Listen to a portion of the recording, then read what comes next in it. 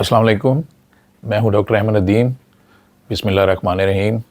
और हम जो है ना एक नई वीडियो के साथ तो ये पहले कुछ लास्ट जो एक दो वीडियोस थी मिलती जुलती थी, जैसे वायरल इन्फेक्शन, स्मॉग के असरात भी चेस्ट पे ज़्यादा हो जाते थे। और अभी मैं बच्चों में नमूनिया की करना चाहता था, लेकिन मैंने सोचा थोड़ा सा वो भी फिर बहुत ज़्यादा उससे मिल जाएगी, तो ये भी बहुत ही एंडेमिक रहता है हमेशा।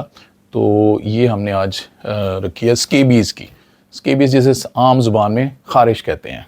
और कुछ लोग जब मरीज़ आते हैं तो जैसे हमेशा से हम लोग जो वीडियो बनाते हैं, तो मेरी ख्वाहिश होती है कि आम लोगों के लिए जो मेरे पेशेंट्स हैं, जो मैं उनको फ़र्दन बताना, क्लिनिक में कई दफ़ा बहुत रश होता है तो फ़र्दन बताना, पूरी तफसील बताना मुश्किल होती है, तो हम इसमें कोशिश करेंगे कि उनके जो सवालात हैं वो सारे उनका जवाब दे सकें।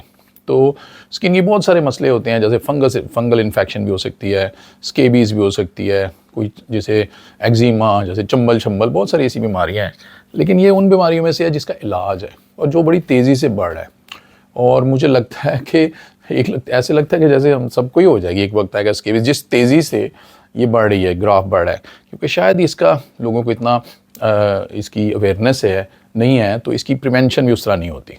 तो अब आते हैं जी, इस तरह हम वाइट बोर्ड पे हमने कुछ इसके नोट्स लिए हुए हैं। तो स्केबीज़ ख़ारिश, और ये ख़ारिश का इसकी मतलब सादी सी पहचान ये है कि यूजुअली एक घर में होती है, एक को होती है, तो दूसरे लोगों को होने की चांसेस होते हैं। लो जी, तो इसकी ये है कि हाईली कंटेजियस, यानी बहुत तेज़ी से फैलने वाली, बड़ी तेज़ी से फैलने वाली ये स्किन की तकलीफ़ है। बहुत ज़्यादा ख़ारिश होती है, ठीक है, और इसमें बड़ा ख़ास, और रात को होती है, और इसमें बड़ा एक ख़ास किस्म का रैश होता है। और एक इसकी अभी आगे चल के देखेंगे कि कुछ ख़ास जगहों पे वो ख़ारिश होती है और निशान पड़ता है। तो इसका एक बड़ा कैरेक्टरिस्टिक रैश है, उससे ये पहचानी जाती है, ठीक है जी। तो अब ये मुश्किल सा नाम है सारकोप्टीज स्केबाई है, स्केबाई से इसको फिर स्केबीज़ इसका नाम पड़ा। अच्छा, ये एक जानवर है, माइट, ठीक है, और जैसे जूं होती है सर की, उससे ज़रा बहुत छोटा है, और ये माइक्रोस्कोपी इसलिए मैंने लिखा है कि खुर्दबीन में नज़र आता है। वैसे शायद मैग्नीफाइंग ग्लास में कोई बंदा गौर से देखने की कोशिश करे, अच्छा मैग्नीफाइंग ग्लास हो तो उसमें नज़र आ जाएगा, ठीक है नी। और ये इसमें रहता है, इस इंसान की स्किन पे, उससे खाना खाता है, वहीं अंडे देता है, और जैसे वो पॉटी भी वहीं करता है। और उससे क्या होता है कि उन चीज़ों से फिर जिल्द जो है ना वो रिएक्शन करती है, और उससे वो रैश बन जाता है, वो जो ख़ारिश होती है ज़बरदस्त। तो ये है क्या, दुनिया में कैसा है, ये कितना क्या है दुनिया में? ये 400 मिलियन, यानी मेरा ख्याल है कुछ 40 करोड़ के करीब एस्टिमेटेड होता है, हर वक्त होता है। लेकिन जिस तरह मैं पाकिस्तान देखता हूँ, तो मेरा ख्याल है हमारी अगर हम स्टैटिस्टिक्स देखेंगे तो शायद बहुत सारे अंडर रिपोर्टिंग होगी, शायद लोग बताते नहीं होंगे। तो ये इसलिए मेरा तो ख्याल है शायद इससे भी ज़्यादा होगा।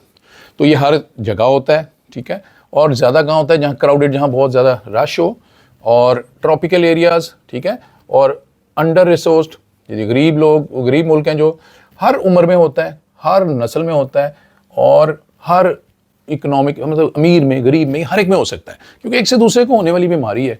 जैसे एक बहुत अमीर आदमी के घर में अगर मुलाजिम को है उसके, तो हो सकता है कभी वो गलती से उसका कोई तौलिया इस्तेमाल कर ले, ठीक है ना, या उसे एक दो दफ़ा हाथ में ला ले, तो उससे उसको हो जाएगा। अच्छा जी, अब इसकी जो देखने में इसकी दो किस्में हैं। एक ये है कि ये एक जो ज़्यादा ख़तरनाक और बुरी है, बड़ी है, वह क्रेस्टेड नॉर्वेजियन, ठीक है, और इसमें मतलब इसमें बड़े बड़े जो है ना उसके निशान होंगे, जो इसका रैश होगा वो बड़े बड़े होंगे। और इसमें जैसे एक नोड्यूलर दूसरा होता है, वो नोड्यूलर जो है ना, ये आम छोटे छोटे दाने होते हैं ना, तो उसमें एक दाने में 5-10 वो माइट होंगे। इसके एक क्रस्ट में मिलियंस ऑफ जो है ना वो भी माइट हो सकते हैं, यानी लाखों भी हो सकते हैं, ठीक है। तो इसलिए इसको जब इलाज करेंगे तो उसका बड़ा एग्रेसिवली इलाज करेंगे, और ये ज़रा थोड़ा सा आसानी से इलाज हो जाएगा, ठीक है। तो इसमें हमने लिखा हुआ है कि बच्चों में, और ये जेनिटल एरिया, ये पेशाब करने के एरिए के अलावा ग्रोइन श्रोइन और ये बगलों में ज़्यादा होता है, सही है। अच्छा जी, अब ये कहाँ पे, किन लोगों में ज़्यादा होता है या किस जगह पर ज़्यादा हो सकता है?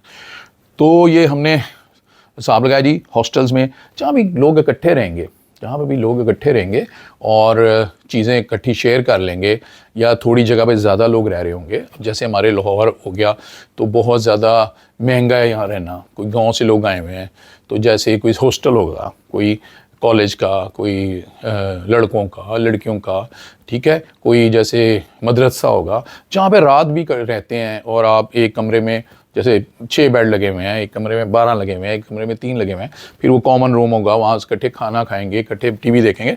तो वहाँ पे जैसे हॉस्टल्स, नर्सिंग होम्स जहाँ जो बूढ़े लोग जो बीमार रहते हैं या वैसे बूढ़े लोग वैसे भी रहते हैं, तो वो हो सकता है। ये जो मदरसास हमारे पाकिस्तान में बहुत मदरसे हैं, तो कई दफ़ा ऐसे होता है कि एक बच्चे को हुआ तो तौलिया शौलिया वो इसको इस्तेमाल किया, साबन इस्तेमाल किया, आपस में बच्चे करीब थे, खेलते रहे, तो उसमें ये उस तरह ये डॉम्स हो गए, करेक्शनल फैसिलिटीज़, जैसे कोई आप कोई एडिक्ट्स के लिए कोई आपने बनाई हुई जगह, कोई भी किसी वजह की किसी के लिए भी बनाई हुई, तो उधर भी हो सकता है। बच्चों में आजकल हमारे यहाँ डे केयर सेंटर माएँ काम करती हैं, ठीक है ना, तो जो भी ओवर क्राउडेड जगह हैं वहाँ पे हो सकता है, ठीक है जी। और बहुत छोटे बच्चों में ज़्यादा लोग हर बड़ा आगे चूमता है बच्चे को, तो किसी को भी उस पर से हो सकता है, ठीक है। बूढ़े लोगों में ज़्यादा होता है चांस, उनके पास भी बच्चे आगे खेलते रहते हैं, उनमें इम्यूनिटी भी कम हो जाती है। हेल्थ केयर वर्कर जो बहुत ज़्यादा डील करते हैं ऐसे लोगों को, बीमार लोगों को, तो बीमार लोगों को क्योंकि होती है तो उनसे वो हो जाएगा। सेक्सुअली एक्टिव लोग हो सकते हैं, और जो क्योंकि बहुत से लोगों से मिलते हैं तो उसमें भी हो सकता है। और वही मैंने बताया ना, जिसकी क़ुव्वत मुदाफ़अत कम है उसको भी ये ज़रा जल्दी हो जाएगा, ठीक है। अच्छा जी, अब आ जाती हैं इसकी अलामतें क्या हैं। अच्छा, अलामतें क्या हैं कि बहुत ज़्यादा ख़ारिश होती है जी, और ख़ास तौर पे रात को होती है, सही है जी। और जो उसके होते हैं जो निशान होते हैं या दाने होते हैं, या इस तरह बड़े दाने भी हो सकते हैं, छोटे भी हो सकते हैं, और ये सारी चीज़ें आपको साथ साथ हम इसमें तस्वीरें दिखाता जाऊंगा मैं साथ साथ उसमें, तो इसलिए आपको सारी बातें आपको बड़ी क्लियरली तस्वीरों से समझ आती जाएंगी, ठीक है। और उसमें बड़ी दर्द भी होती है। कई दफ़ा जब इन्फेक्टेड होते हैं तो उसमें रेशा पड़ा होगा, रेशा जब बनता है तो उससे दर्द होती है। और ये बर्रोइंग जो है ना ट्रैक्स हैं, वो जिल्द के अंदर घुसता है, यही जो आपका माइट है, तो ये घुस के अंदर ना चलता जाता है, नीचे जिल्द में घुसा जाता है, तो वो एक बड़ा उसका एक रास्ता सा ना, ऐसा एक रास्ता बना लेता है, तो बाहर से वो रास्ता नज़र आता है, ठीक है जी। और उसकी जो ट्रैक्स नज़र आएंगे, और ये स्किन कलर लाइंस हैं, जिस कलर का बंदा होगा उसी तरह की उसकी लाइंस बनती जाएंगी, कोई सफ़ेद, कोई काली, कोई ब्राउन, कोई इस तरह, ठीक है जी। अच्छा जी, उसके बाद आगे जी, माइट जो है ना ये रहता कहाँ पे है। अच्छा, इसकी बड़ी ख़ास 6-7 जगह हैं, इससे ही आपको डायग्नोस हो सकता है डॉक्टर जब देखता है। और ये सारी ये जर्नल मैंने आपको अवेयरनेस के लिए बनाई हुई है, लेकिन फिर उसी में ये है कि आपने जब भी कभी कोई प्रॉब्लम होती है तो जाना तो डॉक्टर के पास है। तो हो सकता है डॉक्टर साहब आपको बता दें कि स्केबीज़ अभी ख़ारिश है, तो उसके बाद वो रश में पूरी तरह सारी बातें आपको समझना है, तो इसमें कुछ चीज़ें आप शायद हो सकता है वजाहत हो जाए, लेकिन आप इसका मतलब ये नहीं है कि आप सेल्फ मेडिकेशन ही करें, खुद ही आप दवाई ले लें, खुद ही आप। तो जब भी आपका नियर बाय जो भी डॉक्टर होगा, करीब होगा, उससे आप ज़रूर मशवरा करें, लेकिन इससे आपको थोड़ा सा आइडिया ज़रूर होगा, ठीक है। अच्छा जी, तो इसमें आगे जी कि हाँ, ये आगे पहली चीज़ है जो सबसे ज़रूरी है, जो मैं भी सबसे पहले मैं कहता हूँ यार हाथ दिखाओ। अच्छा देखो, उंगलियों के और हाथों की उंगलियों के दरमियान, ठीक है जी, हाथों और पाँव की उंगलियों के दरमियान थोड़े दाने, कोई थोड़ी ख़ारिश हो रही होती है, ठीक है। ये उसके बाद जो फोल्ड्स बनते हैं ना टांगों के और ये जेनिटल्स के, ये पेशाब वाला एरिया हो गया वो उस तो उधर। उसके बाद ये कलाइयों में और घुटने में के पीछे कलाइयों के ऊपर यहाँ दाने बने होंगे। अच्छा जी, उसके बाद वेस्ट लाइन, ये जो आपने जहाँ शलवार या पैंट बांधते हैं उस पे वो ज़रूर होते हैं। ये फिंगर्स के नाखूनों के आसपास इसमें होते हैं। अच्छा जी, जो आपकी जो है ये जो घड़ी होगी, घड़ी और इसका बैंड हो गया, और उसके बाद ब्रेसलेट, ये जी इस तरह की कोई भी चीज़ है उसके नीचे हो जाएगा। और ये जो है ना निप्पल्स के आस इर्द गिर्द भी होगा। तो ये 7 जगहों पे ये टिपिकल जगह है जहाँ जब भी ऐसी जगहों पे आपको ख़ारिश और दाने नज़र आएंगे तो आपको समझ आ जाए ये स्केबीज़ का चांस है, ठीक है ना। स्केबीज़ यानी टर्म लिख भी लेते हैं कि ये जैसे ख़ारिश। अच्छा जी, तो अच्छा जी, माइट जो है वो कैसा नज़र आता है, बहुत छोटा, मतलब वो आप मैग्नीफाइंग ग्लास से शायद अब वो जो होता है शीशा जिससे बड़ा नज़र आता है, और एक नीडल जो होती है ना उसकी जो टिप होती है, आप सोच लें कितनी छोटी होती है, उतना होता है। 8 इसकी टांगें होती हैं, और ये सफ़ेद से या क्रीमी सफ़ेद तक, क्रीमी वाइट तक इसका कलर होता है, और माइक्रोस्कोपिक होता है, ठीक है। ये खुर्दबिन के बगैर नज़र नहीं आता। अच्छा जी, अब ये स्प्रेड कैसे होता है। ये स्प्रेड होता है हमेशा ज़्यादा डायरेक्ट कॉन्टैक्ट, कि आप खेल रहे हैं, हाथ पकड़ रहे हैं गुर से, बच्चे खेलते हैं, ठीक है, मरीज़ को उठा रहे हैं, तो ये इससे ज़्यादा होता है। और कम कैसे होता है कि जो मतलब जो हम ज़्यादा समझते हैं कि उस तरह ज़्यादा फैलता है कि भाई किसी के बेड पे ये शेयरिंग, बिस्तर पे कर लिया, कपड़े शेयर कर लिए, आपने टॉवल्स शेयर कर लिए, ज़्यादातर ये डायरेक्टली होता है। सही है। अच्छा जी, अब डायग्नोज कैसे होगा? डॉक्टर साहब को जब आप दिखाएंगे तो डॉक्टर साहब देखते ही जो है ना, उनको देखते ही उनका तजर्बा होगा, वो देखते ही उनको समझ आ जाएगी कि भाई ये इस तरह की इसमें सिम्टम्स हैं, इस तरह की शिकायतें हैं, ख़ारिश है, रात को ज़्यादा हो रही है और ये 6-7 जगह हैं वहीं पे हो रहा है, तो उनको फ़ौरन समझ आ जाएगी। अच्छा, क्या कर सकते हैं वो अपने जो जिल्द है ना उसको मैग्नीफाइंग ग्लास से भी उस लाइट मार के अच्छी तरह देख सकते हैं, तो उसमें उनको नज़र आ जाएगा कि भाई यहाँ ये देखो ये वो फिर रहा माइट के अंडे पड़े हुए हैं, माइट की जो है ना ये पॉटी पड़ी हुई है, इस तरह की चीज़ ना, और जिल्द के ऊपर से कुछ डाल के को केमिकल्स आके आप उसको स्क्रैप करते हैं, उसमें भी देखते हैं तो उससे भी नज़र आ जाता है। फिर एक इंक टेस्ट होता है कि इंक आप डालते हैं उसके वही जो बरो होती है, जो ट्रैक होता है, तो वो उसमें ज़्यादा विजिबल हो जाता है। ठीक है जी। अच्छा जी, अब इसकी आ गई प्रिवेंशन और इसके साथ ही फिर इलाज भी आ जाएगा।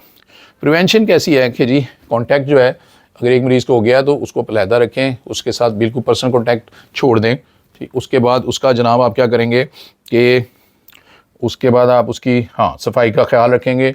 सही है। अच्छा, कपड़े जो हैं इसमें वही है, जो उसके कपड़े, उसकी बेडिंग, उसके तौलिए, वो चीज़ें आपने ना बड़े गर्म पानी में ना आपने उबालनी है। और गर्म पानी कितना? 60 डिग्री से सेंटीग्रेड से ज़्यादा। अच्छा, उसमें डालेंगे। उसके बाद उसको जब गर्म भी करेंगे, इसको जब आप खुश्क भी करेंगे तो आप वो उसको बहुत, अगर गर्मियों की धूप है, तेज़ धूप है, खुली है, तो उसमें भी फ़ायदा हो जाएगा। नहीं तो उसको गर्म भी आप किसी टेम्परेचर उसमें जब ड्राई करेंगे तो उसमें भी गर्म तरीके से ड्राई होगा। ठीक है जी। और उसके बाद आप जो उसकी ऐसी चीज़ें धोई नहीं जा सकती, तो प्लास्टिक बैग में अगर आप उसको सील करके रख दें 72 घंटे तक, तो ये माइट जो है ना वो ज़िंदा नहीं रह सकता। माइट इंसान पे रहेगा, उसका खाए पिएगा, खून चूसेगा, तो वो जब बाहर आप किसी लिफाफे में डाल देंगे तो वो प्लास्टिक में सांस रुकने से या भूखा रहने से बहरहाल वो मर जाता है। ठीक है। तो अब ये याद कर रख लें, कपड़े धोने गर्म पानी में, उसी को या उसके बाद इस्त्री करके पहने तो बहुत अच्छा है। धूप ज़बरदस्त लगवाएं, या उसको ड्रायर जो है, उसमें हॉट किस्म का ड्रायर जो होता है वो उसका ख़वातीन को ज़्यादा पता होगा इस बात का कि भाई ड्रायर कैसे हॉट होता है। अच्छा जी, अब आ गया जनाब, तो ये इसकी जो मेन बातें हैं। अब जैसे आ जाएगी ना जो दवाइयाँ, तो वो तो डॉक्टर साहब भी आपको बेहतर बताएंगे, लेकिन अगर जनरली मैं थोड़ी सी आपको बता देता हूँ। अच्छा, फैलने का जो हम जहाँ पे फैलने में एक मेरी चीज़ ज़हन से निकल गई थी, ये जैसे हॉस्टल, कई दफ़ा होता है माँ या बाप या माँ बाहर अस्पताल में जाती है, कई दफ़ा उसको प्रॉब्लम है, कोई वहाँ पे दाखिल रहती है एक आधा दिन, तो या कोई मरीज़ आपका और कोई आदमी को अब्बू कोई अंकल वो रहता है अस्पताल में। अस्पतालों में वही जब क्राउडेड जगह हैं तो वहाँ पे चांस होता है कोई, जैसे ये स्केबीज़ का भी, खारिश फैलने का, खटमल काटने का, वो बहुत सारे चांसेस होते हैं वहाँ से इन्फेक्शन लगने का। तो वहाँ से कई दफ़ा माँ ले आती है और वो फिर बच्चों को लग जाता है, या बच्चा वाले के साथ रखती है तो बच्चे को वहाँ से भी स्केबीज़ लग जाती है। अच्छा जी, अब आ गई जनाब इसकी मैनेजमेंट। ठीक है। अब मैनेजमेंट अब देख लें दो तरह से है, और पहले दो भी चीज़ बात है कि एक है खारिश को जड़ से ठीक करना, खारिश की दवाइयाँ, जो ये बीमारी है स्केबीज़ की, स्केबीज़ को ख़त्म करना। और स्केबीज़ कहाँ से हो रहा है? माइट से हो रहा है, तो माइट को ख़त्म करना। और दूसरी जो दवाई है ना, वो दूसरी उसका जो मैनेजमेंट आपने करनी है, उसकी वजह से जो दाने हो गए हैं, कोई इन्फेक्शन हो गई है, पीप आ गई हुई है दानों में, तो उसकी एक जो सेकेंडरी इन्फेक्शन है स्किन की, उसके लिए अलहदा दवाई है कि भाई कोई भी एंटीबायोटिक देंगे, कोई उसको एलर्जी की दवाई देंगे, कोई दर्द की दवाई देंगे, तो दो तरह की मैनेजमेंट हो गई। अच्छा, जो उस माइट को ख़त्म करने के लिए भी अब अच्छा हो गया, एडवांस हो गई हुई, तो खाने वाली दवाइयों से भी माइट्स जो है ना मर जाते हैं। ठीक है।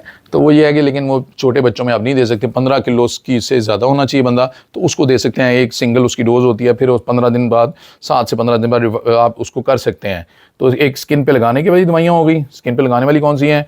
ये देखें, परमेथ्रिन है, बेंजाइल बेंजोएट है, सल्फर ऑइंटमेंट है, और ये क्रोटामिटोन है। सही है। और खाने वाली जो दवाई है वो मैंने बताया, ये आइवरमेक्टिन है, 200 माइक्रोग्राम पर केजी सिंगल डोज 7 दिन बाद। तो ये, लेकिन ये मैं जनरल सिर्फ एक इसको कंप्लीट करने कह रहा हूँ, लेकिन मैं बार बार कह रहा हूँ कि आपने सेल्फ मेडिकेशन नहीं करनी, और ये आपने फौरी तौर पे डॉक्टर को दिखाना है। डॉक्टर से भी डायग्नोज करेंगे, हो सकता है आपको कोई फंगल इन्फेक्शन हो सकता है आपको कोई मुर्गी से एलर्जी हो रही है, किसी अंडे से एलर्जी हो रही हो, और आप जो है ना ये दवाइयाँ खाते रहें और इसके अपने नुकसान कर लें। ठीक है जी। अब जो है ना ये तो हो गई उसको जड़ से माइट को ठीक करने के लिए। अब आ गई सिम्टोमेटिक, खारिश भी तो हो रही है, तो अब खारिश को तो ठीक करने के लिए, क्योंकि उसको हो सकता है आपको 2 हफ्ते 3 हफ्ते लग जाए पूरी तरह ठीक होने में, तो आपको एंटीहिस्टामिन, ये एलर्जी की जो गोलियां होती हैं, एक ये सूदिंग क्रीम्स होती हैं या मोलिएंट्स होते हैं, कि वो लोशन कोई जैसे आपको ये चिकन पॉक्स में देते हैं, ठंड पड़ जाती है, इस तरह की भी दवाइयाँ ली जा सकती हैं। अच्छा जी, जो वही मैं बता रहा हूँ, जो सेकेंडरी इन्फेक्शन है, जैसे को दाने हो गए हैं, खारिश हो गई है, खारिश की वजह से, तो वो दाने भी तो ठीक करने हैं ना, उसके लिए लहदा अब आम दवाइयाँ होती है ना, जैसे कोट्राइमोक्सासोल, ठीक है, इसी तरह की कई आप पुराने ज़माने में लोग लेते थे, तो वो इस तरह की वही दवाइयाँ उस पीप में भी चलेंगी, कोई भी एंटीबायोटिक, कोई भी वही डॉक्टर साहब आपको बता देंगे। ठीक है, अब आ जाते हैं थोड़े से कोई जो इंपॉर्टेंट इसमें सवाल रह गए कि भाई क्या ये मेरे पास बिल्ली है या कुत्ता है उससे तो नहीं हो गई, तो ये और ये वो वाला माइट, उनकी अपनी माइट होते हैं, हमारे अपने माइट होते हैं, तो ये जो हमारी वाली स्केबीज़ है ये जानवरों में, बिल्लियों में, कुत्तों में नहीं होती।